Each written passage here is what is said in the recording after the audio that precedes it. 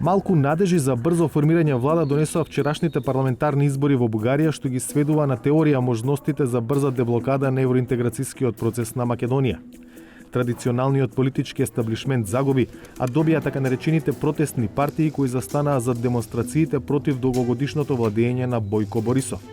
Неговиот ГЕРБ е формален победник, но со слаб капацитет да стигне до мнозинство во парламентот. И првите пораки од изненадувањето на изборите, шоуменот Слави Трифонов и неговото "Има таков народ" се дека не би брзале во влада. There is this scenario of a coalition led by the now ruling party GERB of the Prime Minister Boyko Borisov. This scenario is becoming less likely due to the low support for the nationalist party VMRO, and it will not, as of now, it will probably not enter the parliament, as I said.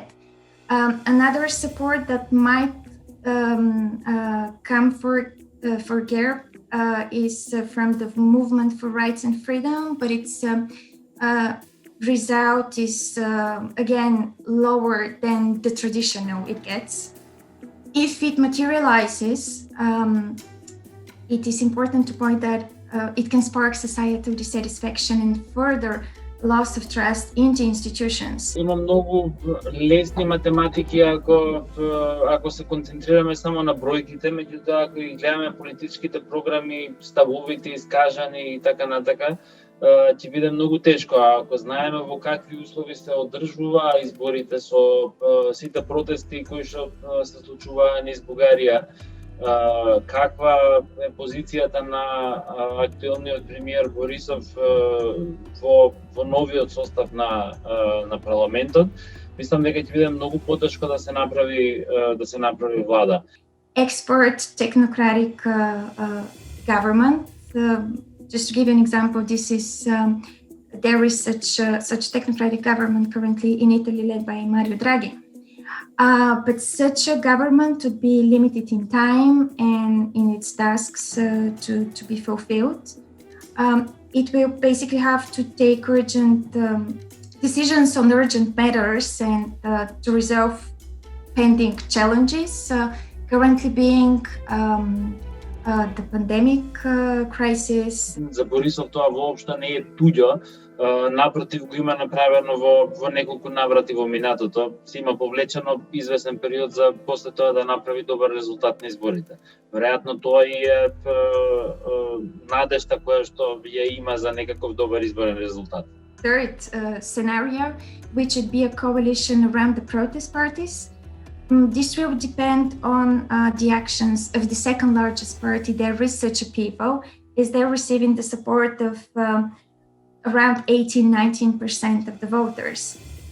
So still, it is still unclear whether the protest parties, there is such a people, Democratic Bulgaria and Stand Up Mafia Out, this political formation of the former ombudsman Maya Manova that I mentioned, it's still unclear whether they will gather 120 plus 1 seats in the new government, which is the number of seats necessary to form a majority government in the 240-seat National Assembly.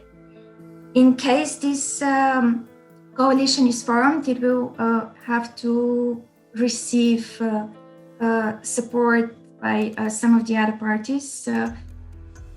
It is probable that such support may come from the Bulgarian Socialist Party, which means support also by the president.